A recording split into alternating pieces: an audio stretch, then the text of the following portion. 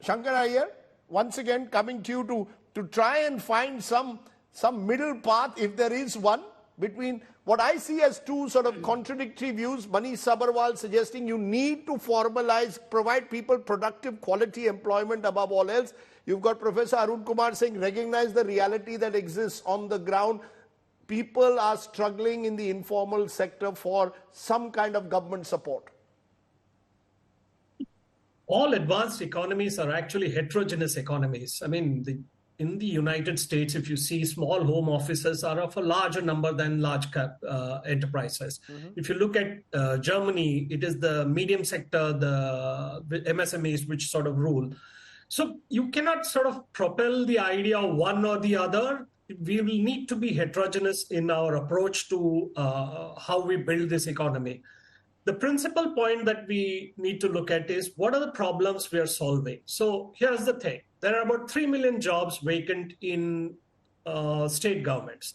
What are they about? They're about education, they're about healthcare, they're about police personnel.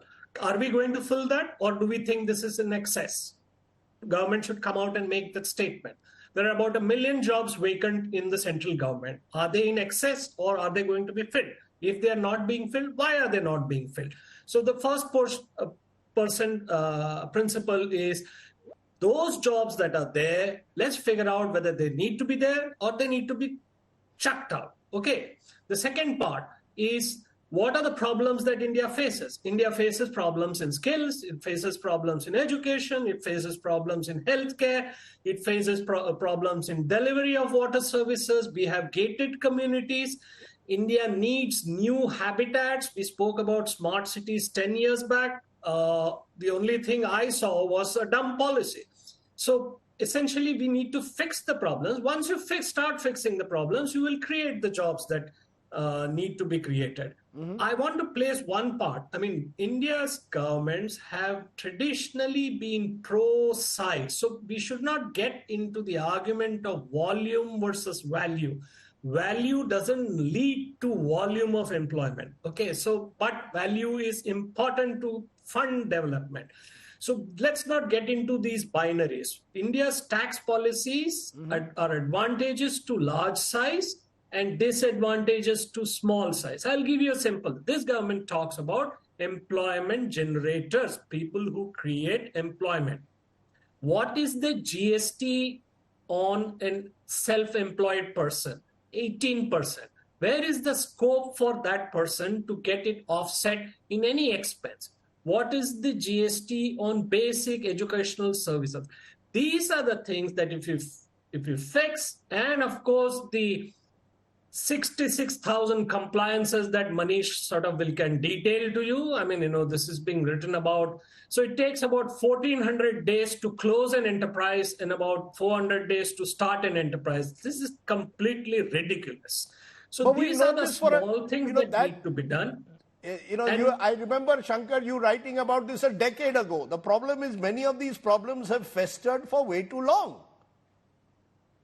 Well, I know my first book, Accidental India, somebody asked me, why is India so special? I said, because we stare at the problem and the solution simultaneously until such time that there is a crisis. So I hope that's not where we did. I mean, we are in that place in water management. What is the kind of hydrology that we want to have? I mean, if suppose government of India in its infrastructure funding creates funding for desalination plants, for water recycling plants, these will create jobs.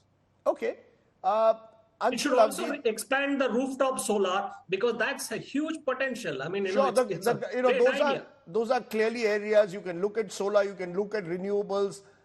You can, of course, as the government insists, step up infrastructure. But Anshul, Abhijit, let's come up with your model. You see, the opposition needs to tell me today, what is that model? We've heard from a couple of our guests that state governments also need to participate in raising employment generation. This is not just a problem located in Delhi.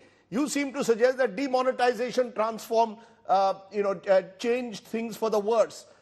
There will be those who will say it propelled the digital economy. That's another debate. The real debate at the moment is, does anyone have a model, a growth-centric model that also provides productive employment? That's the challenge that governments are facing, not just in India, but across the world, not just in Delhi, but in state capitals as well.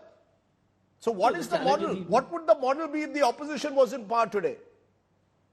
So the challenge now has even become more massive because of the really, the kind of deviant policies of this government, right from Make in India to Start in India to the PLI scheme, which actually the chief economic advisor himself is an apologist for that. He said it didn't create any jobs, and he says, out of the 14 sectors, not all of them will do well. I mean, the amount of money they spent in such schemes, creating in the formal sector itself, let's not even to go there in the informal sector, the kind of inequity and dualities that exist in the informal sector in one scheme itself has led to absolute disaster in the way your employment strategy has been managed. You don't even have an employment strategy, right? Manufacturing is absolutely dead. Foreign investments are not coming into India for the Prime Minister's outreach all over the world.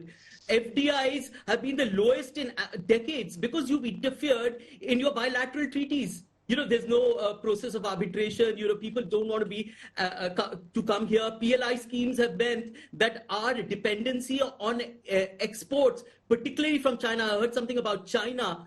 I mean, particularly from China, it's $100 billion this year alone. Our imports, where is the manufacturing? All the jobs are going to Vietnam. I don't know how it's coming here. Demand is tepid. Manufacturing is all dead. Your industrial policy is all skewed. And yes, I agree, state governments have to do more. Just like we did an urban MREGA in Rajasthan. We are trying to generate what we can in our own states. Yeah, yes, but Manrega, as many are saying, Manrega alone cannot be a solution I am to telling you a the rural distress crisis. A structure, it has to be restructured completely because they've left it in such absolute wreck. The idea of employment. It has to be restructured completely, including the MSMEs. Okay, but the can MSMEs need your attentional focus. The informal sector, look how much percentage of your workforce is in the informal sector. It's about 90 to 92%. I mean, I don't have the exact data, they keep varying. But if 93% of your workforce, of your labor workforce is in the informal sector, you better do something about it.